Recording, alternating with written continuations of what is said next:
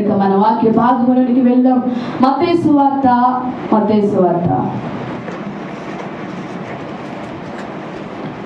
4వ అధ్యాయము. మత్తయి సువార్త 4వ అధ్యాయము 4వ వచనాన్ని మనం చదువుకుందాం. అందుకు ఆయన మనుష్యుడు రొట్టె వలన మాత్రము కాదు కానీ దేవుని నోట నుండి వచ్చు ప్రతి మాట వలనను జీవించును. మరొకసారి, మనుష్యుడు రొట్టె వలన మాత్రము కాదు కానీ, నాతో పాటు చెప్పండి, మనుష్యుడు రొట్టె వలన మాత్రము కాదు కానీ దేవుని నోట నుండి వచ్చు ప్రతి మాట వలనను జీవించును. ఆమేన్, ఆమేన్. ఒక చక్కటి శ్రేష్టమైనటువంటి మాటను ప్రభువు ఈ దినము నూతనముగా మనతో మాట్లాడబోతున్నారు. హల్లెలూయా. ఏమిటి ఆ మాట అనంటే,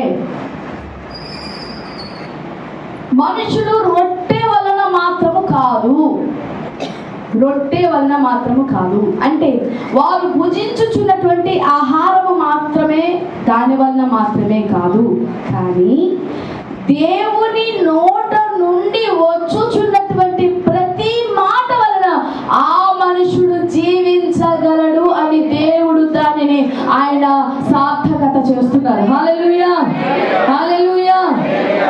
దేవుడు 40 దినాలు పగళ్ళు రాత్రులు ఆయన ఉపవాసం ఉన్నటువంటి దినములలో శోధింపబడుటకై అరణ్యము చేత కొనిపోబడినప్పుడు శోధకుడు దేవుని యొద్దకు వచ్చి ఆకలితో ఉన్నటువంటి యేసు ప్రభు వారిని ఆయన శోధకుడు అంటున్నాడు, ప్రభువా, నీవు బ్రతికున్న దినములలో, నీవు జీవించిన దినములలో ఈ మనుషుల కొరకే నీవు జీవించావు, ఈ మనుషుల కొరకే నీ జీవితాన్ని అప్పగించుకున్నావు, బంధకములలో ఉన్న వారిని నీ మాట చేత నీవు వారికి విడుదల దయచేసావు, అస్వస్థతతో ఉన్న వారికి నీ మాట చేతనే విడుదల కలగ చేసావు. అంటే కుంటి వారికి నీ మాట చేతనే స్వస్థత వచ్చింది, గుడ్డి వారికి నీ మాట చేతనే స్వస్థత వచ్చింది, చనిపోయిన వారిని సైతము కూడా దేవుని నోటి మాట చేతనే బ్రతికించగలిగింది కదా.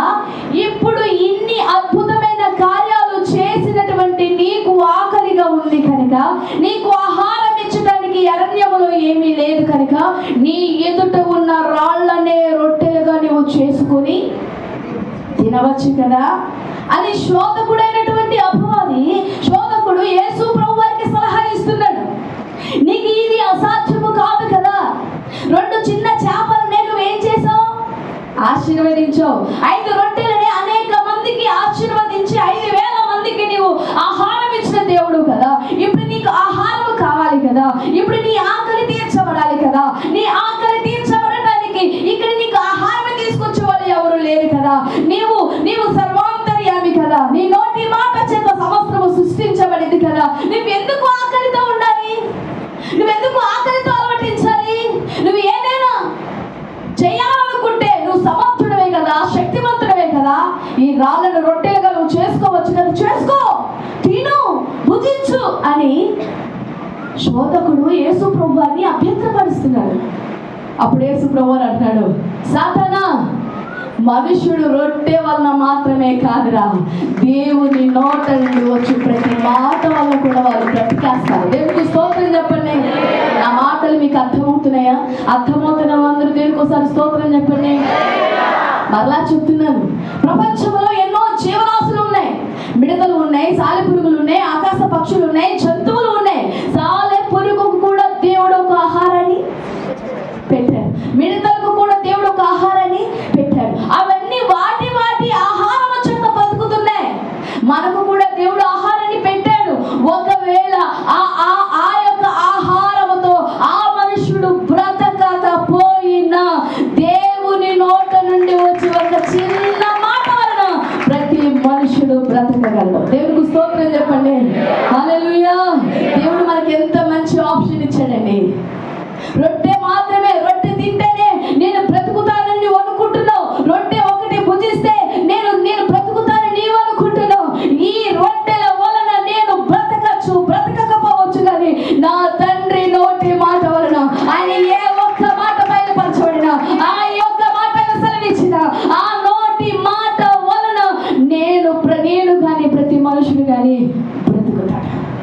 నీకు ఆ విశ్వాసం ఉందా? నీవు తినే ఆహారం ద్వారా నీవు బ్రతకపోయినా పర్వాలేదు, కానీ దేవుని నోటి మాట కొరకు ప్రతి దినము కూడా నీవు ఎదురు చూడగలిగితే, ఆయన నోటి మాట కొరకు నువ్వు కనిపెట్టుకోగలిగితే, ప్రభువా ఈ దినమున నీ మాట ఏమిటో, ఈ దినమున నీ నోటి మాట ఏమిటో, ఈ దినమున నీవు నాతో ఏమి మాట్లాడనై ఉన్నావో, ఈ దినమున నువ్వు ఏమి సెలవివ్వబోతున్నావో, ఆ మాటలను బ్రతికించేదిగా, ఆ మాటలను జీవింపచేసేదిగా, ఆ మాట వల్ల నేను జీవము కలిగిన వాడిగా, నీ ఎదుట నేను జీవాత్మ కలిగిన వ్యక్తిగా నేనుంటే చాలయ్యా అని నువ్వు దేవుని దగ్గర ప్రార్థించుకోగలిగితే, ఈ దేవుని లేఖల నుండి ప్రతి మాట నిన్ను తరతరముల వరకు జీవింపచేస్తుంది. హల్లెలూయా, హల్లెలూయా, హల్లెలూయా. ఆ రోజునట ఒక పుస్తక రచయిత ఒక పుస్తక రచయిత తాను తన ఇంటిలో నుంచి బయలు వెళ్తూ ఉన్నప్పుడు మార్గంలో ఒక భిక్షగాడు కనిపించాడట. ఎందుకు ఈ మాట చెప్తున్నానంటే, దేవుని మాట అంత శక్తివంతమైనది అయితే దేవుని యొక్క రక్తంలో కడగబడేటువంటి మనము మన మాట కూడా మృదువుగా ఉండాలి. మన మాట ద్వారా అనేకులు ఆదరించబడాలి, మన మాటకు అనేకులు ఆకర్షితులు అవ్వాలి. నీ నోటు నుంచి వెలువడుతున్న ప్రతి మాట ఎదుటి వారి కోపమును చల్లార్చేదిగా ఉండాలి. నీ నోటి నుండి వస్తున్నటువంటి ప్రతి మాట అనేకులకు ఆదరణ కలగ చేసేదిగా ఉండాలి, అనేకులకు నెమ్మది కలగ చేసేదిగా ఉండాలి, అనేకులను ఎదురుకు ఆకర్షితులు అయ్యేటట్లుగా నీ మాట దేవుని మాటగా ఉండాలి. దేవునికి స్తోత్రం చెప్పండి. హల్లెలూయా. నీ మాట కరుకుగా ఉండకూడదు, నీ మాట ఎదుటి వారికి నొప్పి కలిగించినట్టుగా ఉండకూడదు, నీ మాట కుటుంబాల మధ్యలో చిచ్చు పెట్టేదిగా ఉండకూడదు, నీ మాట బంధువుల మధ్య ఉన్న బంధుత్వాన్ని విడగొట్టేదిగా ఉండకూడదు. నువ్వు దేవుని మాటకు లోపడిన వ్యక్తివైతే నీ మాట దేవుని మాట ఒక్కటే అన్నట్లుగా నువ్వు బ్రతకాలి. దేవునికి మహిమ కలుగును గాక. ఈ రచయిత తన ఇంట్లో నుంచి బయటకు వస్తున్నప్పుడు కొంత దూరం వచ్చినాక ఒక భిక్షగాడు ఎదురయ్యాడట. భిక్షగాడు ఏం చేస్తాడు? అయ్యా కొంచెం ఏదన్నా ధర్మం ఉంటే చేయండి అంటే, ఈ రచయిత తన దగ్గర ఏదైనా ఉందేమో ఇతనికి సహాయం చేద్దామని తన యొక్క జోబులో చేయి పెడితే తను పర్సు మర్చిపోయి వచ్చేసాడు. పర్సు మర్చిపోయి వచ్చి ఇప్పుడు పాపం తన ఎదురుండి సహాయం కొరకు ఎదురు చూస్తున్న ఆ బీదవాడిని, ఆ భిక్షవాడిని చూసి, అయ్యో ఇప్పటికి ఇతనికి నేను ఎలా సమాధానం చెప్పాలి, ఇతని సహాయాన్ని ఎలా తీర్చాలి, ఏం చేయాలి ఇప్పుడు అనుకొని ఈ సహోదరుడు ఆ భిక్షగాడితో అంటున్నాడు, మై డియర్ బ్రదర్, నా పర్సు ఇంటి దగ్గర మర్చిపోయి వచ్చాను, నేను మరలా ఇంటికి వెళ్ళి తిరిగి వచ్చే వరకు నువ్వు ఇక్కడే ఉండగలిగితే నా ద్వారా నీకు సహాయం కలుగుతుంది అన్నాడు. అప్పుడు భిక్షగాడు అన్నాడు, రెండు చేతులు జోడించి, నాకు నీ సహాయము అవసరం లేదయ్యా. చెమ్మగిలినటువంటి కళతో మాట్లాడతాడట. ఇప్పుడు నేనేమన్నానయ్యా, నువ్వు ఇక్కడే ఉండు, నేను నీకు సహాయం చేయలేదని ఏడుస్తున్నావా, నువ్వు అందుకు బాధపడుతున్నావా, నేను ఇంటికి వెళ్ళి నేను కొంత ధనాన్ని తీసుకొస్తాను, నీకు ఇస్తానులే, నువ్వు ఎందుకు దీనికే నేనేమైనా తప్పుగా మాట్లాడానా, అనకూడని మాట ఏదైనా అన్నానా, నువ్వు ఎందుకయ్యా ఎట్లా ఏడుస్తున్నావు అంటే, అతడు కాళ్ళ మీద పడి, భిక్షగాడు నువ్వు నాకు సహాయం చేయకపోయినా పర్వాలేదు, కానీ నోరారా నీ నోటితో మై డియర్ బ్రదర్ అని పిలిచావు, అది నాకు సంతృప్తినిచ్చింది. దేవునికి స్తోత్రం చెప్పండి. హల్లెలూయా, హల్లెలూయా. ఏమని పిలిచాడు? మై డియర్ బ్రదర్ అని. మా ఇంటి ముందుకు వచ్చినట్టు భిక్షగాన్ని నువ్వు అలా పిలవగలుగుతావా? మనం అలా పిలవగలుగుతామా? వాడి స్థితిని చూసి, వాడి గతిని చూసి, వాడి యొక్క వస్త్రాలను చూసి, వాడు ఎక్కడ ఇంట్లోకి వచ్చేస్తాడేమోనని వాడి ఎదుటి గేట్లు వేసేస్తే, వాడి ఎదుటే పో అని మనము చెయ్యి పైకెత్తి పోరా అని అంటే, వాడిని అసలు చూడటానికి కూడా అసహ్యంగా ఉన్నాం అన్నట్టుగా వాడిని మనం తృణీకరించిన వారిగా చేస్తే మనమైతే అలా ప్రవర్తించే వాళ్ళేమో. కానీ ఆ సహోదరుడు మై డియర్ బ్రదర్ అనేసరికి ఆ మాటకి మమ్మల్ని ఎవరు ప్రేమించరయ్యా, మమ్మల్ని ఎవరు నోరారా మాట్లాడరయ్యా, మమ్మల్ని ఎవరు దగ్గరికి తీసుకోరయ్యా, మమ్మల్ని ఎవరు నోటి మాట చేత ఆదరించరయ్యా, ఈ దినమున నాకు ఆహారం లేకపోయినా పర్వాలేదు కానీ నీ నోటి మాట ద్వారా నేను ఆదరించబడి వెళ్తున్నానని ఆ భిక్షగాడు అక్కడి నుంచి వెళ్ళిపోయాడట. దేవునికి స్తోత్రం చెప్పండి.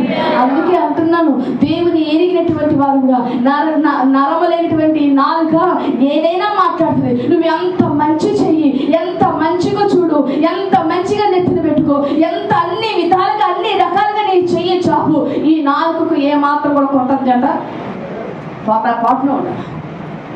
కానీ మన దేవుడు అలాంటి వాడు కాదు. ఆయన నోటి మాట మనలో నిశ్చయముగా బ్రతికింపచేస్తుంది. దేవుడికి స్తోత్రం చెప్పండి. చచ్చిపోయిన వారి దగ్గరకు వెళ్ళినా ఆయన మాట వారిని సజీవులుగా లేపి నిలబెట్టిందట. దేవునికి మహిమ కలుగును గాక. ఆయన మాటలో అంత శక్తి ఉంది, ఆయన మాటలో అంత జీవం ఉంది, ఆయన మాటలో స్వస్థత ఉంది, ఆయన మాట జీవింపచేస్తుంది, ఆయన మాట ఇదిగో బ్రతుకు మీద ఆశలు పుట్టిస్తుంది. ఆయన మాట సత్యం, ఆయన మాట జీవం, ఆయన మాటలో విలువ ఉంది. ఆయన మాట లేనిది ఉన్నట్లుగా, ఉన్నది లేనట్లుగా చేయగలిగిన శక్తి గల మాట. హల్లెలూయా, హల్లెలూయా. ఆయన మాటకు వింటారా? ఆయన మాటకు లోబడతావా? చూడండి, పరిశుద్ధ గ్రంథం లేఖన భాగముల నుండి యెహెజ్కేలు గ్రంథం. నీ మాట జీవము గలదయ్యా యేసయ్యా, నీ మాట మార్పు లేనిదయ్యా, నీ మాట మార్పు లేనిదయ్యా యేసయ్యా, నీ మాట మర్చిపోనిదయ్యా. యెహెజ్కేలు గ్రంథం 37వ అధ్యాయం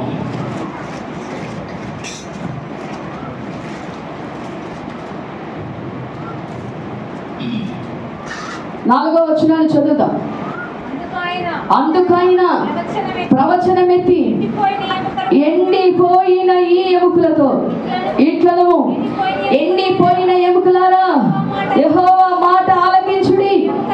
ఈ ఎముకలకు ప్రభువైన యెహోవా మాట ఇచ్చున్నది ఏమనగా, సెలవిచ్చినది ఏమనగా, మీరు బ్రతుకున్నట్లు నేను మీలోనికి జీవాత్మను రప్పించుచున్నాను. అందరూ చప్పట్లు కొడుతూ ప్రభు నామమును మహిమపరచుదాం. హల్లెలూయా, హల్లెలూయా. ప్రవక్త అయినటువంటి యెహెజ్కేలు గారు దేవుడు ఒక లోయలోనికి వెళ్ళమన్నారు. ఒక లోయలోనికి వెళ్ళినప్పుడు దేవుని ఆత్మ చేత యెహెజ్కేలు ఎండిపోయినటువంటి ఒక లోయలోనికి వెళ్ళాడట. ఆ లోయలోనికి వెళ్ళగానే యెహెజ్కేలు గారికి కనబడిన దృశ్యం ఏమిటి అంటే, ఎటు చూచినా, ముందు చూచినా, వెనుకకు చూచినా, ఇరు ప్రక్కల చూసినా యెహెజ్కేలు గారికి ఎండిపోయినటువంటి ఎముకలు కనిపిస్తున్నాయి. ఆ ఎండిపోయిన ఎముకలు కనిపిస్తూ ఉంటే యెహెజ్కేలు గారే దేవునితో ప్రశ్న అయ్యారు. అయ్యా, ఎందుకయ్యా నన్ను ఈ లోయలోనికి ఎందుకు పంపించావయ్యా? ఇక్కడ నేనేం చేయాలయ్యా? ఇక్కడ నేనేం మాట్లాడాలయ్యా? ఎటు చూస్తున్నటువంటి విస్తారమైనటువంటి ఎముకలు కనబడుతున్నాయి కదా అని అంటే దేవుడట యెహెజ్కేలుతో అంటున్నాడు, ఏమని? యెహెజ్కేలు, ఈ ఎండిన ఎముకలన్నీ తిరిగి బ్రతకగలవా? నా 5 వచనాల్లో ఉంటాయి. దేవునికి స్తోత్రం చెప్పండి. అసలు ఈ ప్రశ్న ఎవరిని అడగాలి? ఎవరిని అడగాలి? యెహెజ్కేలు దేవుణ్ణి అడగాలి. ఈ ఎముకలన్నీ తిరిగి బ్రతకగలవా అయ్యా? బ్రతకగలవా ప్రభువా? నన్నెందుకు పంపిస్తున్నావు అయ్యా అని యెహెజ్కేలే దేవుణ్ణి అడగాలి. కానీ దేవుడు ఎవరిని అడుగుతున్నాడు? యెహెజ్కేలుని అడుగుతున్నాడు. యెహెజ్కేలు, నువ్వు చూచుచున్న ఎముకలన్నీ బ్రతకగలవా అంటే నీవైతే నేనైతే సమాధానం ఏం చెబుతాం? ఒక్కసారి మనలో మనం నవ్వుకొని గనగనలాడుతున్నటువంటి శబ్దంతో పచ్చి కూడా లేనటువంటి ఈ ఎముకలు ఎలా బ్రతుకుతాయి అనుకుంటున్నావయ్యా? ఎలా జీవింపజేస్తావు అనుకుంటున్నావయ్యా? నీకు అసలు ఏమన్నా జ్ఞానం ఉందా యేసయ్యా? నేనైతే చెప్పగలను 200% ఈ ఎముకలైతే ఇవి తిరిగి బ్రతకలేవు అని నీవు నేనైతే మాట్లాడతాం. కానీ యేసుకొని మనలాంటి వాడు కాదు కదా, అందుకే ప్రవక్త అయ్యాడు. అందుకే యేసుకేలు ఏం చెప్పాడు తెలుసా? ప్రభువా, అది నీకే తెలియడని వదిలేసుకున్నాడు. దేవునికి స్తోత్రం చెప్పండి. హల్లెలూయా. అవును, ఎండిపోయిన ఎముకలు బ్రతకగలవో లేదో నీకు నీ కన్నుల ఎదుట ప్రత్యక్షంగా చూపించగలడని యెహెజ్కేలును బలపరిచి, యెహెజ్కేలు మీదకి దేవుని ఆత్మను ఆయన కుమ్మరించి, యెహెజ్కేలు ఇప్పుడు నోరు తెరిచి ఆ ఎముకలతో నీవు మాట్లాడాలి. హల్లెలూయా, హల్లెలూయా. యెహెజ్కేలుకు ఎక్కడ సందేహం రాలేదండి. యెహెజ్కేలుకు ఎక్కడ అనుమానం రాలేదు, ఎక్కడ కూడా అపనమ్మకం రాలేదు. ఎందుకో తెలుసా? యెహెజ్కేలుకు తెలుసు దేవుని మాట సెలవిచ్చాడంటే అది సత్యం. దేవుని మాటలో జీవం ఉందని, దేవుని మాట శక్తి కలదని యెహెజ్కేలు బాగుగా ఎరిగినటువంటి వాడే. దేవుడు చెప్పమన్న మాట, దేవుడు పలకమన్నటువంటి మాట ఆత్మ వశుడే. ఆ ఎండిపోయిన ఎముకలతో ఈ తిరుమల మనం ఆత్మ పొందుకోవాలంటే డ్రమ్ములు ఉండాలి. ఈ తిరుమల మనం ఆత్మను పరవశం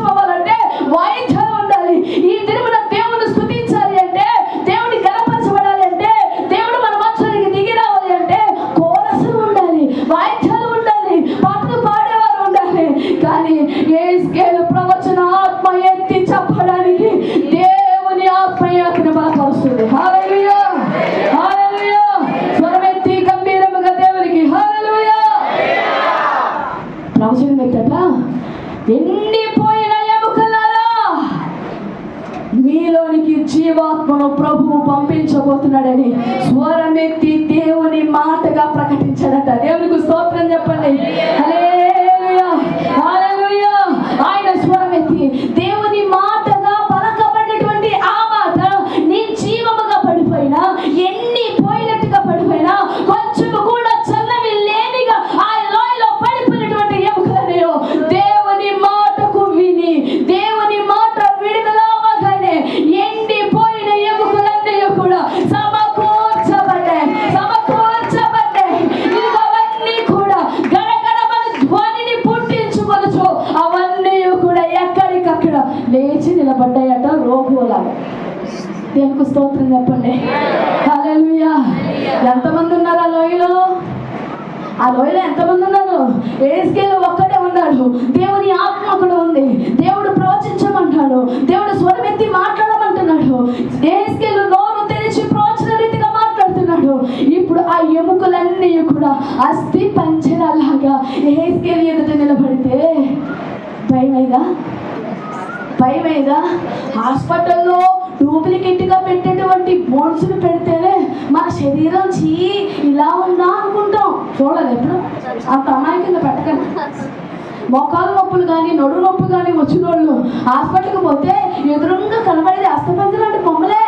అవి చూస్తేనే మన శరీరం ఇలా ఉంటుందా, మన ఎముకలు ఇలా ఉంటాయా, ఇంత నిరాకారంగా ఉంటావా, చనిపోతే అనిపిస్తుంది. అటువంటి నిరాకారంగా చూడ ముచ్చట లేనటువంటి వ్యవస్థగా ఒక సైన్యముగా అవి యెహెజ్కేలు ఎదుట నిలబడితే యెహెజ్కేలు ఏమి చేయలేక మౌనంగా ఉంటే దేవుని ఆత్మ మరలా మాట్లాడుతుందట. యెహెజ్కేలు మరలా నోరు తెరు, మరలా స్వరమెత్తు, మరలా ప్రవచించు. చర్మములు పొదిగించబడాలి, నరములు పొదిగించబడాలి, కండరములు పొదిగించబడాలి. నీవు స్వరమెత్తి మాట్లాడు. ఎముకలు మాట వినబడితే కానీ మీరు మాత్రం అసలు హల్లెలూయా, హల్లెలూయా.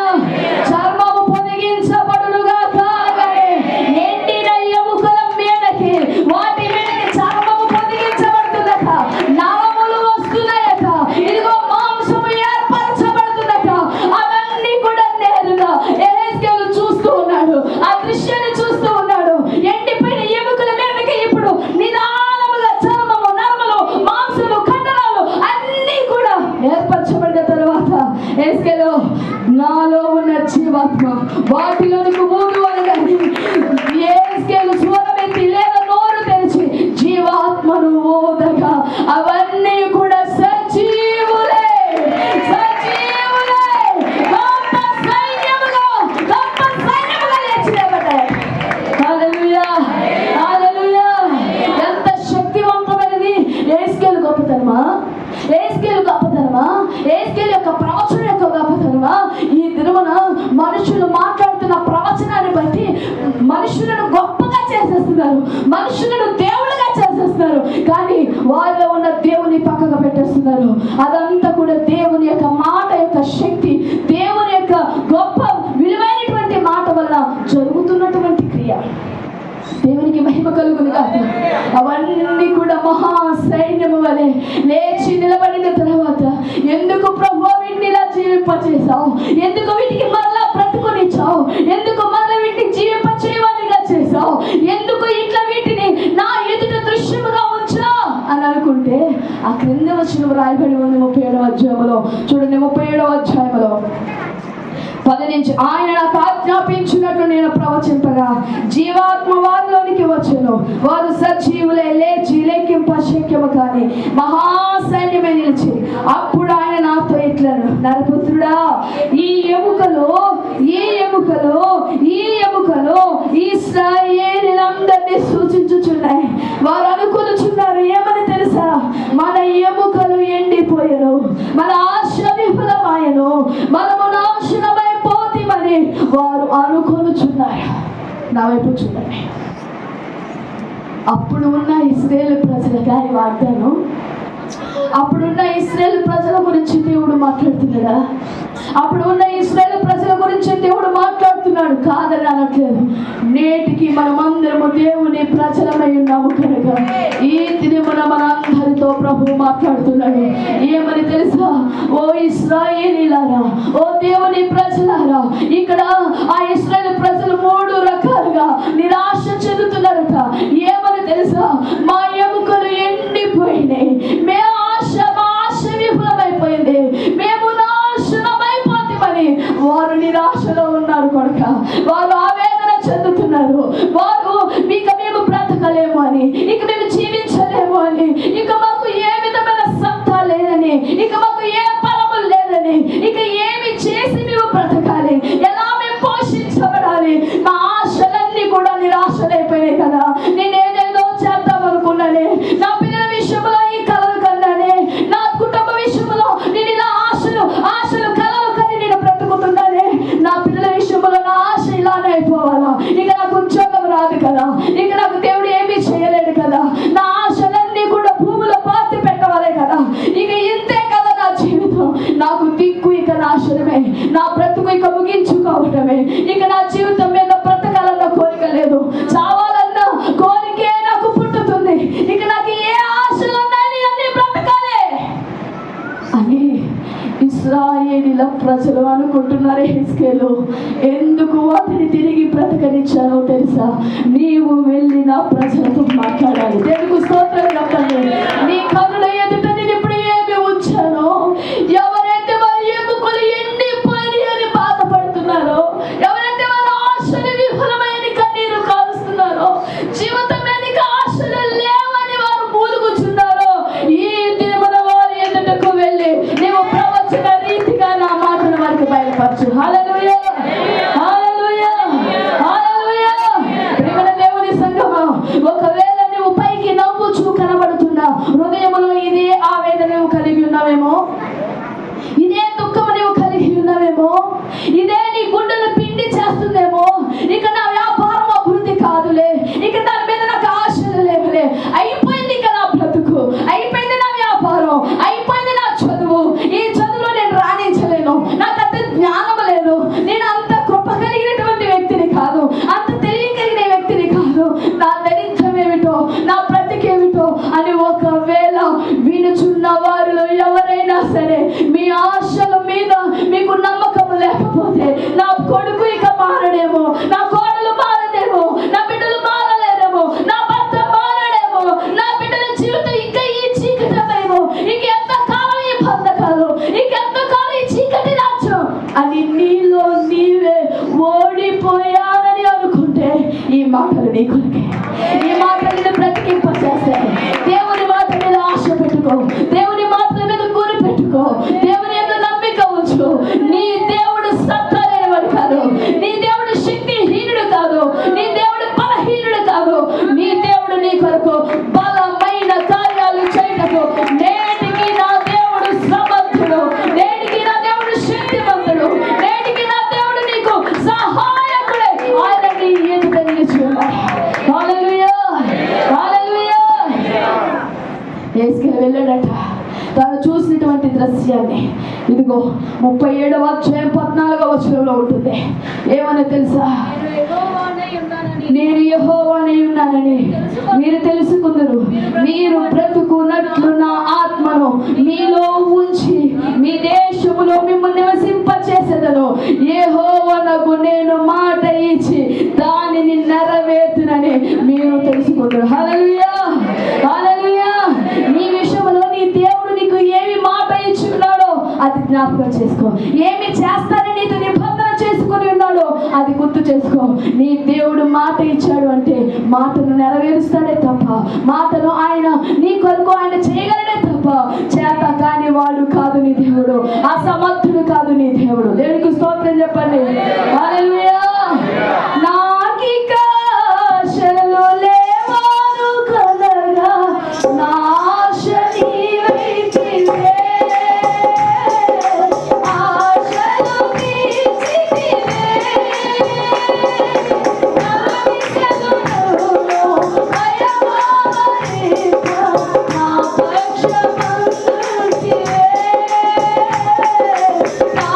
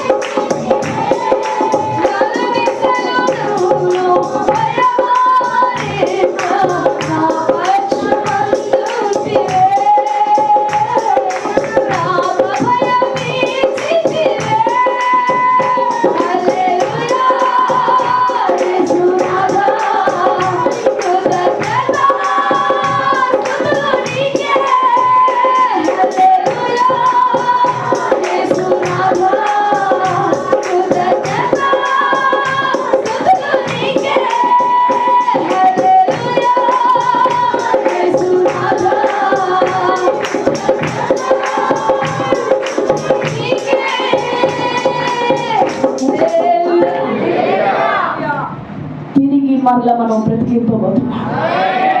ఆయన మాట మనకి బ్రతుకు మీద ఆశను పుట్టిస్తుంది. నమ్మిన వారందరూ దేవునికి స్తోత్రం చెప్పండి. హల్లెలూయా. అందుకే ఏ ఆశలు నీవు అనుకుంటుంటే ఈ దినమున నా దేవుడు నిన్ను బలపరుస్తున్నాడు. నీ ఆశను ఆయన తిరిగి చిగురింప చేయబోతున్నాడు. హల్లెలూయా, హల్లెలూయా. నీకు ఎండిపోయిన స్థితిలో ఉండవలసిన అవసరం లేదు. మోడుబారిన నీ జీవితాన్ని నా ప్రభు తిరిగి జీవింప చేయబోతున్నాడు. హల్లెలూయా. నలుదిశలో నీకు భయమే ఆవరింప చేయబడి ఉందా? నలుదిశలో ఎటు చూసిన నీకు చీకటే కనబడుతుందా? నలుదిశలో ఎటు చూసినా కానీ నిరాశ ఎదురవుతుందా? ఇంకొక ఆశ్చర్యకరమైన మాట చెప్పునా, మనుషుల మీద నువ్వు నమ్మకం పెట్టుకోవద్దు. మనుషుల కొరకు నువ్వు ఎదురు చూడవద్దు. మనుషుల మీద నువ్వు ఆశ పెట్టుకుని బ్రతకమాకు. వారు ఎప్పుడైనా సరే నీకు నిరాశను కనపరచువారే.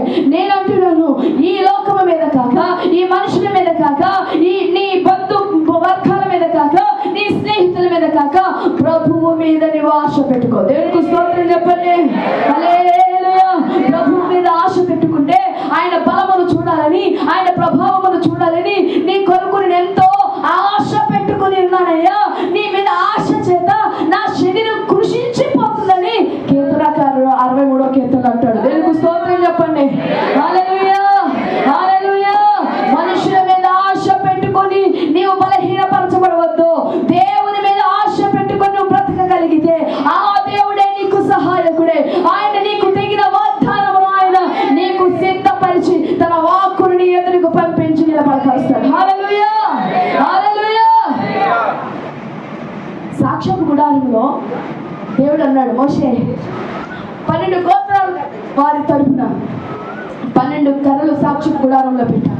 రేపటి దినముల కల్లా ఎవరి కర్ర చిగురించి ఉంటుందో వారి పక్షంగా నేను కార్యాలు చేస్తాను అన్నాడు దేవుడు. అన్నాడు లేదా?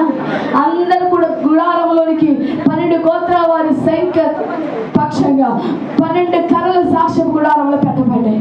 అహరోను రాత్రంతా దేవుని దగ్గర ఏడుస్తున్నాడట. అయ్యా, ఆ కర్రలో జీవం లేదయ్యా, ఆ కర్ర ఎండిపోయిందయ్యా, ఆ కర్ర మోడు బారిపోయిందయ్యా, వాటితో పాటు నా కర్రను కూడా చేర్చానయ్యా, అది నీ మందిరములో పెట్టబడి ఉందయ్యా, నన్ను కరుణించయ్యా. మోడు బారిపోయిన నా జీవితాన్ని, ఎండిపోయిన నా జీవితాన్ని చిగురింప చేయుటకు నువ్వు శక్తివంతుడు కదా, నువ్వు సమర్థుడు కదని ఆ రాత్రంతా అహరోను దేవుని పాదాల మీద పడి సాగిలపడి కన్నీరు కాల్చుతూ ఉన్నాడు. కనుక తెల్లవారింది. అందరు ఎవరి కర్ర చిగురించిందో, ఎవరి కర్ర ఫలించిందో, ఎవరి కర్ర పుష్పించిందని ఒకరితో ఒకరు మాట్లాడుకుంటుండగా ఒక్కసారి మందిరపు ఆ గుడారపు ద్వారముల యొద్దకు వెళ్ళి చూడగానే వారందరిలో అహరోను కర్ర చిగురించి ఉంటారు. చప్పట్లు కొడుతూ హల్లెలూయా, హల్లెలూయా. నీ దేవుడు మాట ఇస్తే అది నెరవేర్చగల శక్తివంతుడైన ఆయన మాట మీద ఆశ పెట్టుకో. ఆయన మీద ఆశ పెట్టుకొని బ్రతుకు. నిశ్చయముగా నీ జీవితాన్ని ఆయన తిరిగి పుష్పింప చేయబోతాడు, తిరిగి ఆయన చిగురింప చేయబోతాడు. నీవు నిరాశలో ఉండవలసిన అవసరం లేదు. పైకి లే, ధైర్యము తెచ్చుకో, నీవు నిలవబడు, దేవుని మాట కొరకు కనిపెట్టు. నా దేవుడు ఖచ్చితంగా నిన్ను బ్రతకటానికి ఆయన ఇంకొక అవకాశాన్ని ఇస్తాడు. హల్లెలూయా, హల్లెలూయా. ఇంకొక మాట జ్ఞాపకం చేసి ముగిస్తాను. ఇర్మియా గ్రంథము 23వ అధ్యాయం 29వ వచనం. ఇర్మియా గ్రంథము 23వ అధ్యాయము 29వ వచనం. ఇదే యెహోవా వాక్కు, నా మాట అగ్ని వంటిది కదా, బండను బద్దలు చేయు సుత్తె వంటిది కాదా. దేవునికి మహిమ కలుగును గాక. హల్లెలూయా. ఆయన మాట ఎలాంటిదండి? చెప్పండి అన్న. ఆయన మాట ఎలాంటిది? నోట్లు ఉన్నాయా? ఆయన మాట ఎలాంటిది? అగ్ని వంటిది. అంత మాత్రమే కాదు, ఆయన మాట ఎలాంటిది? బండను బద్దలు చేయు సుత్తె వంటిది కదా. కదా అంటే దాని అర్థం ఏంటి? అవునే కదా. ఆయన మాట అంత ప్రభావం కలది. దేవునికి స్తోత్రం చెప్పండి. అంటే బండ బారిన హృదయాలు కొన్ని ఉంటాయి, కరుడు కొట్టిన కొన్ని గుండెలు ఉంటాయి. వీళ్ళకి ఎలాంటి వారంటే వీళ్ళకి దయ ఉండదు, వీళ్ళకి జాలి ఉండదు, వీళ్ళకి మానవత్వం ఉండదు, ఎప్పుడు అసూయ ద్వేషాలతో నింపబడి ఉంటుంది. అటువంటి రాతి గుండెలను సైతం కూడా నా దేవుని మాట సుత్తే వలె బండను బద్దలు చేయగలుగుతారు.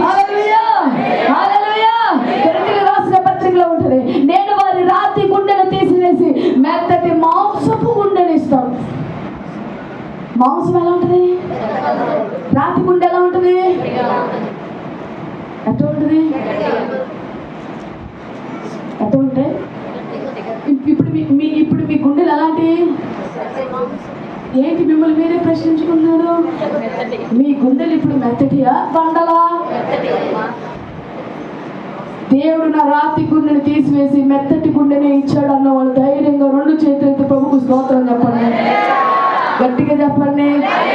ఈ హల్లెలూయా తమ్ముడే, ఈ హల్లెలూయా శక్తి ఏమనిపించట్లా. దేవుని మాట బండను బద్దలు చేసి ఎందుకు స్తోత్రం చెప్పండి. హల్లెలూయా. కరుడు కట్టినటువంటి ప్రతి హృదయాన్ని వారు ఎంత మూర్ఖుడైనా సరే దేవుని మాట వాడి హృదయానికి వెళ్ళగలిగితే చాలు. ఎంతో మంది అటువంటి స్థితిని విడిచిపెట్టి దేవుని యొక్క రాజ్యంలో వారు చేర్చబడ్డారు. దేవునికి స్తోత్రం చెప్పండి. హల్లెలూయా. సేవకులుగా మార్చబడ్డారు, విశ్వాసులుగా మార్చబడ్డారు. ఒకప్పటి స్థితిగతులు మన హృదయంలో ఉన్నాయా?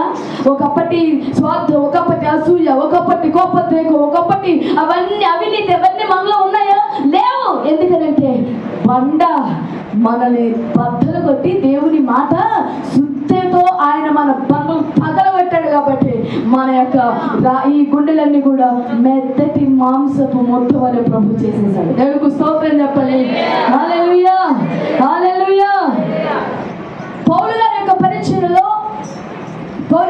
పరిచర్యలో ఒక దొంగ, ఒక మోసకుడు, ఒక పారిపోయినటువంటి వాడు పౌలు గారి చెంతకు చేరాడు.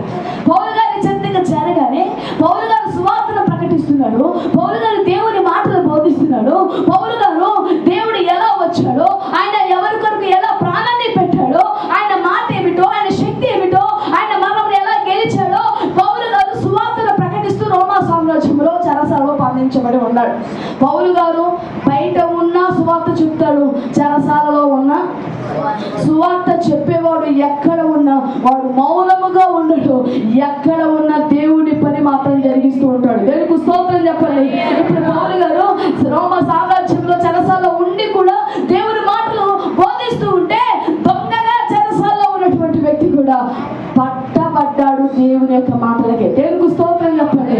ఫిలోమోనుకు రాసినటువంటి పత్రిక, ఫిలోమోనుకు రాసినటువంటి పత్రిక 10వ వచనం, క్రీస్తునందు నాకు బహుధైర్యము కలిగి ఉన్నను, వృద్ధుడను, ఇప్పుడు క్రీస్తు యేసు ఖైదీనై ఉన్న పౌలను నేను ప్రేమను బట్టి వేడుకుంటా మరీ మంచిదనుకొని నా బంధకములలో నేను కనిన నా కుమారుడగు ఒనేసిము కోసరము నిన్ను వేడుకొనుచున్నాను. అతడు మునుపు నిష్ప్రయోజకమైన వాడే కానీ ఇప్పుడు నీకును నాకును ప్రయోజనకరమైన వాడేను. నా ప్రాణము వంటి వాడిన అతనిని నీ ఎద్దుకు తిరిగి పంపుచున్నాను. దేవునికి స్తోత్రం చెప్పండి. ఇక నా వైపు చూడండి. హల్లెలూయా. పౌలు ఇప్పుడు ఎక్కడి నుండి ఉత్తరం రాస్తున్నాడు? చెరసాలలో ఉండి రాస్తున్నాడు. చెరసాల అంటే బంధకములలో ఉండి రాస్తున్నాడు. బంధకములో ఉండి రాస్తూ కూడా ఒక ఆత్మీయ కుమారుని అతడు కన్నాడు. కాపరులు ఎక్కడ ఉన్నా సరే ఆత్మీయ కనాలి. దేవునికి స్తోత్రం చెప్పండి. ఇప్పుడు పౌలు గారు బంధకములో ఉండి ఫిలోమోనుకి ఒక ఉత్తరాన్ని రాసి పంపిస్తున్నాడు ఒక వ్యక్తి చేత. ఇదిగో ఒక వ్యక్తి ఉన్నాడు, అతని పేరు ఓనేసిము. ఇదిగో నా బంధకములో ఉండి కూడా నేను అతన్ని కన్నాను. ఒకప్పుడు అతడు నీకు నిష్ప్రయోజకుడే, ఒకప్పుడు అతడు నీకు చేత కాని వాడే, ఒకప్పుడు అతడు నీకు అతని ద్వారా నీకు ఏ విధమైన ప్రయోజనం లేని వాడు కనబడుతున్నాడు కావచ్చు. కానీ ఇప్పుడు అతడు నీకును నాకును ప్రయోజనకరమైన వాడాయను. దేవునికి స్తోత్రం చెప్పండి. ఎవరండి ఒనేసిము? ఒనేసిము అంటే సహకారుడు, సహాయకుడు. ఈ ఒనేసిము ఫిలోమోను గారి దగ్గర ఉండేవాడు. ఫిలోమోను మంచి ఆస్తిపరుడు, మంచి ఇంటిని నివాసమును కలిగిన వాడు. ఆ యొక్క ఫిలోమోను దగ్గర చాలా మంది దాసులు ఉన్నారు. ఎంతమంది దాసులు ఉన్నా యజమానుడు దాసుడికి ఒకటే స్థానం కాదు, అవుతుందా? యజమానుడి స్థానం వేరే, దాసుడి స్థానం వేరే. ఆ పని వారిలో ఒకడు ఒనేసిము ఫిలోమోను దగ్గర విలువైన వస్తువులు తీసుకొని ఫిలోమోను దగ్గర నుండి పారిపోయిన వాడు ఒనేసిము. అర్థమైందా? అర్థమైందా? అర్థమైందా? అర్థమైంది కదా. ఫిలోమోను దగ్గర ఒక దాసుడు ఒనేసిము విలువైన వస్తువులను తీసుకొని ఫిలోమోను దగ్గర నుండి పారిపోయి రోమా సామ్రాజ్యంలో అతను దొరికితే చెరసాలలో వేస్తే అదే చెరసాలలో పౌలు గారు ఉంటే, నానా ఇది కాదురా జీవితం అని దేవుని మాటలు అందిస్తే పాపమును దోషమును అన్ని ఒప్పుకొని ఇప్పుడు దేవుని యొక్క శిష్యునిగా పౌలు గారికి ఆత్మీయ కుమారునిగా మారిపోయాడు ఒనేసిము. దేవునికి స్తోత్రం చెప్పండి. ఇప్పుడు ఫిలోమోనుకు పౌలు గారు ఒక లేఖను రాస్తూ తన ఇంటికి పంపించాడు. ఇప్పుడు తన ఇంటి తలుపు కొడుతున్నప్పుడు ఫిలోమోను తలుపు తీశాడు. ఇప్పుడు ఇంటి ఎదురుగా ఎవరుంటారు? తలుపు తీసిన వెంటనే ఎవరు కనబడతారు? కొన్ని రోజుల నుండి ఒనేసిము కొరకు ఎదురు చూసినటువంటి ఫిలోమోను డోరు తెరవగానే, తలుపు తెరవగానే ఎదురుగా ఒనేసిము కనబడేసరికి మన ఫీలింగ్ అయితే ఎలా ఉంటుంది? ఇక ఎన్ని రోజులని తప్పించుకొని తిరుగుతావురా, ఎన్ని రోజులు కనబడకుండా తిరుగుతావురా, ఈ రోజు నా ఇంటికే వచ్చావురా, వచ్చిన అవకాశాన్ని నేను వదులుకోరా అని గల్లా పట్టుకొని ఆ చంప ఈ చంప కొడతామా లేదా? అసలు మాకు అది కూడా తెలియదని నమ్మకం పెట్టమంటాం లేదు. చిన్న పిల్లలు ఇంట్లో ఏదైనా కాని తప్పు చేస్తేనే అసలు జుట్టు పట్టుకోనో తలకాయ పట్టుకోనో షర్టు పట్టుకొని వాడిని అసలు వివక్షంగా కొట్టేస్తాం. ఇప్పుడు పారిపోయిన వాడు కొన్ని నెలలుగా కనబడటం లేదు. అటువంటి వ్యక్తి ఇంటి ఎదురు తలుపు ద్వారం దగ్గర కనబడితే ఫిలోమోను పట్టుకోపోయేసరికి లెటర్ ఇచ్చి పంపించాడు కదా. ఇంకో వ్యక్తి ఉన్నాడు కదా, సార్ కొట్టమాకండి, కొట్టే ముందు ఈ ఒక్క లెటరు చదవండి, ఈ ఉత్తరం చదవండి. ఆగో, ఈ ఉత్తరం సంగతి తర్వాత వీడు మరలా దొరకడు, వీడు మరలా ఎప్పుడు వెళ్ళిపోతాడు, మరలా వీడి సంగతి చూడాలి, ఉత్తరం తర్వాత చదువుతాలే. వాడిని కొట్టడానికి ప్రయత్నించేటప్పుడు మరలా ఆ లేఖ తీసుకొచ్చినవాడు, సార్ ఒక్కసారి కొడుతురుగాలే కానీ తిడుతురుగాలే కానీ ఆ వ్యక్తిని పట్టుకుంటాలే కానీ మీ కొరకు పౌలు గారు ఉత్తరం రాసి పంపించాడు అనగానే ఏ చేతితో కాలర పట్టుకున్నాడో అదే చెయ్యి వదిలేసి అదే చేతితో లేఖను తీసుకొని ఇక చదువుతున్నాడట. ప్రేమను బట్టి నిన్ను వేడుకొనుచున్నాను ఫిలోమోను, ఒకప్పుడు నీకు నిష్ప్రయోజనమైన వాడే, ఇప్పుడు నీకును నాకును ఇతడు ప్రయోజనకారి. దేవునికి స్తోత్రం చెప్పండి. అంత మాత్రమే కాదట, ఏ క్లాస్ అయిన మాట, కోటి రూపాయల కంటే విలువైన మాట. ఫిలోమోను ఒనేసిము ఇప్పుడు దోషి కాదు, ఒనేసిము ఇప్పుడు అపరాధము చేసిన వాడు కాదు, ఒనేసిము ఇప్పుడు పాపము చేసిన వాడు కాదు. అతడు ఎలాంటి వాడు తెలుసా? నా ప్రాణము వంటి వాడు. దేవునికి స్తోత్రం చెప్పండి. హల్లెలూయా. ఒక దొంగగానే నిలబడి ఉన్న ఒనేసిమును ఫిలోమోను దృష్టిలో ఎంతో నీచంగా అసహ్యంగా భావించుకున్న సందర్భంలో పౌలు గారు అనుచున్నటువంటి మాట, అతడు నా ప్రాణము వంటి వాడయ్యా, అతడు నా ప్రాణము వంటి వాడు. నా ప్రాణము వంటి వాడు అంటే ఇప్పుడు నా ప్రాణంతో సమానము కనుక ఇప్పుడు ఒనేసిము మీద చెయ్యి అయ్యగలడా, కొట్టగలడా, గల్లా పట్టుకొని ఏడవగలడా? ఎందుకు?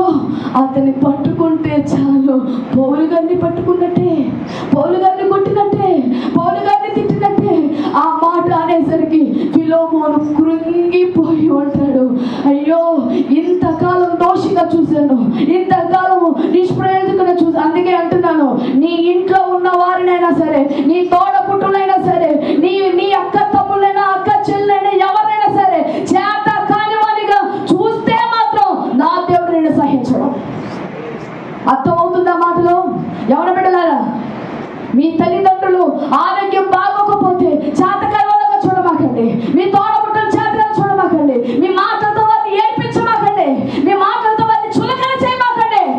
తృణీకరించిన వారిగా ఈ దినమున నీ ఎదుట వారు కలవలా చేయగానే నా దేవుడే వారిని ప్రథమ స్థానంలో ఉంచుతాడు.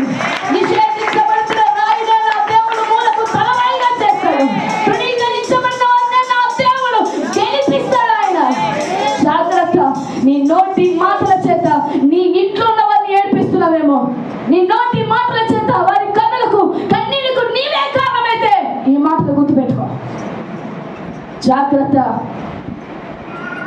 ఏమనుకుంటున్నావు? నోటికి ఏ మాట వస్తే ఆ మాట అనేసి నీ అంత వాడు లేని విర్రవీగుతున్నావేమో. నీ మాటలే నిన్నే దిగజారిటట్టుగా దేవుడు చేస్తాడు. నీవే చేతకాని వాడిగా దేవుడు చేస్తాడు. నీవన్నంత మాత్రాన ఎవడు తక్కువ చేయబడ్డు, నువ్వన్నంత మాత్రాన ఎవరు చేతకాని వాళ్ళుగా మార్చబడరు. దేవుని చేతిలో ఉన్నారు ప్రతి ఒక్కరు. హల్లెలూయా, హల్లెలూయా, హల్లెలూయా. కొందరు ఉంటారండి, ఇంట్లో వాళ్ళంటేనే పడదు, గొంగళ పురుగు చూసినట్టు చూస్తారు. లేరంటారా? అలాంటి వాళ్ళు లేరా? గొంగళ పురుగులాగా చూస్తారు. నోటి మాటల చేత వారిని నానా రకాలుగా ఏడిపించే వాళ్ళు ఉన్నారు. గొంగళ పురుగులని కనబడవచ్చు. అదే గొంగళ పురుగు ఏదో ఒకరు సీతాకోక చిలుక అయితే గుర్తుపెట్టుకో. తెలుగు స్తోత్రం చెప్పండి. హల్లెలూయా. ఇది నాకు అనుకుంటున్నావేమో, వాళ్ళ ద్వారానే దేవుడిని పోషిస్తాడు. గుర్తుపెట్టుకో, జాగ్రత్త. దేవుని మాట సజీవమైంది. దేవుని మాటకు లోబడు, దేవుని మాటను అంగీకరించు. దేవుని మాట కంటే నీ మాట గొప్పదని కాలు ఎగరేస్తే బ్రతుకుండదు. జాగ్రత్త. హల్లెలూయా. బిల్డప్లు మాక దేవుడి మీద ఆధారపడ. కొంతమందికి ఏమి లేకపోయినా బిల్డప్లు ఎందుకు? జాతి కానవాడు అవుతావు. జాగ్రత్త. దేవుని యందు భయభక్తులు కలిగి బ్రతుకు. దేవుని యందు ఇదిగో ఈ ఫిలిమోను కూడా అలానే అనుకున్నాడు. కన్నా పడితే దోషివి, పాపివి, పారిపోయినడివి, నువ్వు దాసుడివి, నువ్వెంత అనుకున్నాడు ఫిలిమోను. అటువంటి ఫిలిమోనుకు పౌలు దగ్గర నుంచి లెటర్ వచ్చింది. దేవునికి స్తోత్రం చెప్పండి. హల్లెలూయా. అంత మాత్రమే కాదండి, ఏమన్నాడో తెలుసా? ఇంకా చూడ ఫిలిమోనుకు రాసిన పత్రికలో 15వ వచనం చూడండి.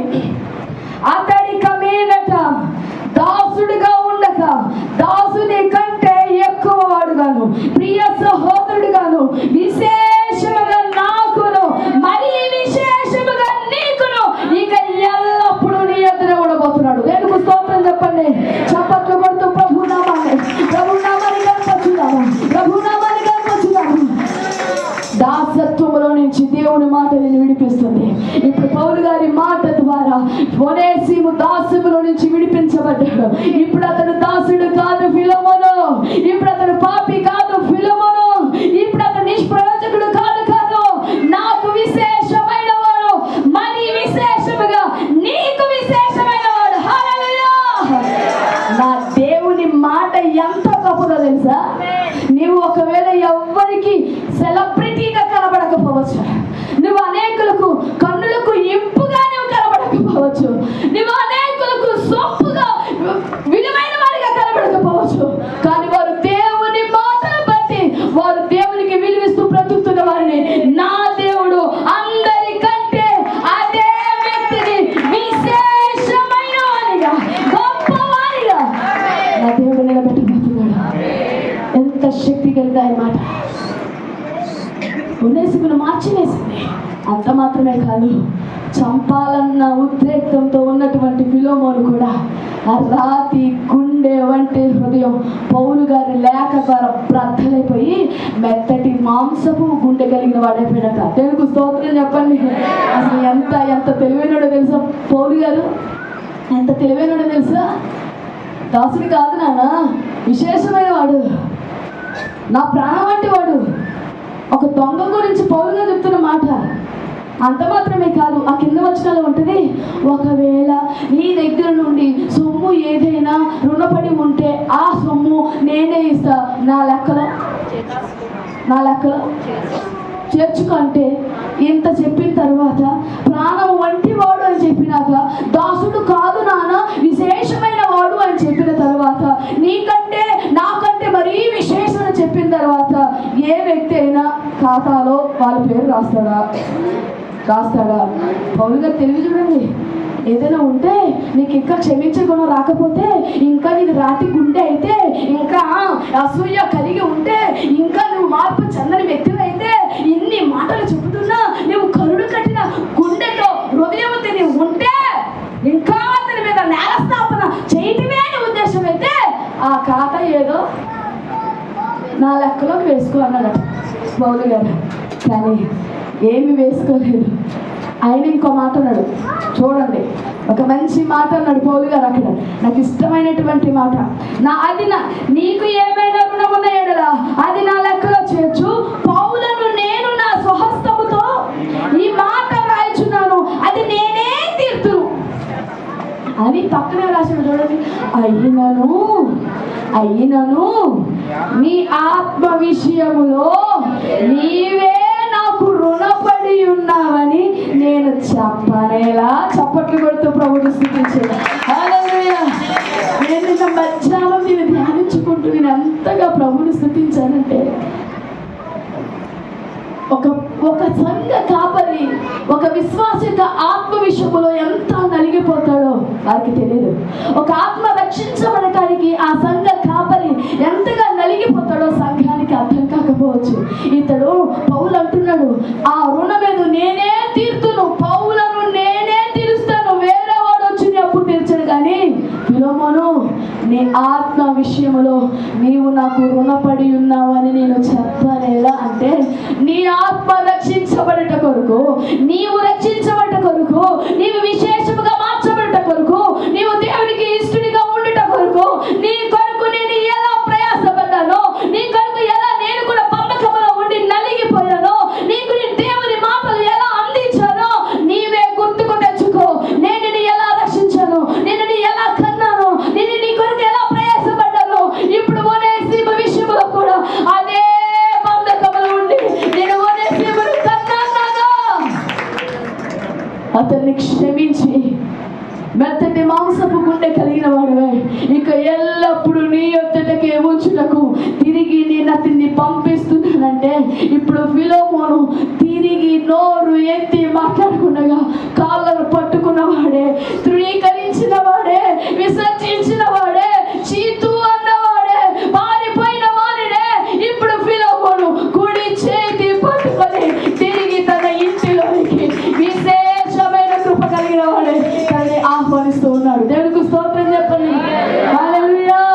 మార్చుకో, నీ మనసు మార్చుకో, నీ బుద్ధి మార్చుకో, నీ తలంపులు మార్చుకో, నీ ప్రవర్తన మార్చుకో. నిర్వీగమాక.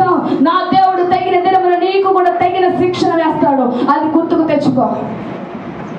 ఇక్కడైనా నీ పాపాన్ని వదిలిపెట్టు, నీ అవిధేయతను వదిలిపెట్టు, తృణీకరించబడిన తోలనాడే స్థితి నుంచి వదిలిపెట్టి ప్రభు మాటను గట్టిగా పట్టుకో. దేవునికి స్తోత్రం చెప్పండి. హల్లెలూయా. హల్లెలూయా. దేవుని మాట బండను బద్దలు చేసే శుద్ధి వంటిది. రాతి గుండెలను సైతం అది మార్చి మెత్తటి మాంసపు గుండెగా మార్చేస్తుంది. అటువంటి మాట మీద నువ్వు ఆశ పెట్టుకుంటావా? ఎవరి మీద నీ ఆశ? ఎవరి మీద నీ ధ్యాస? ఎవరి మీద నీ ఆలోచన? మనుషుల మాటలు నేను బ్రతికించావు, దేవుని మాట నేను బ్రతికిస్తాను. దేవుని మాట నిన్ను జీవింపచేస్తాను. దేవుని మాట ఎండిపోయినటువంటి జీవితాన్ని మరలా బ్రతకడానికి అవకాశాన్ని ఇస్తాను. మనుషులు నిన్ను ముంచేస్తారు. జాగ్రత్త. దేవుని మాట అగ్ని వంటిది, బండను బద్దలు చేసే శుద్ధి వంటిది. ఎంతటి వారినైనా నా దేవుని మాట కదిలించగలదు, ఎంతటి వారి గుండెనైనా పిండి వేయగలదు నా దేవుని మాట. అటువంటి మాటలు ఎన్నో బైబిల్ గ్రంథంలో నా దేవుడు నీ కొరకు లిఖింపచేశాడు.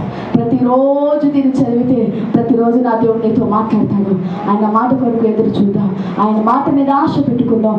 ఇంకా చాలా మాటలు ఉన్నాయి. సమయం అవుతుంది కనుక ముగించి వేస్తాను. అందరూ లేచి నిలబడదాం.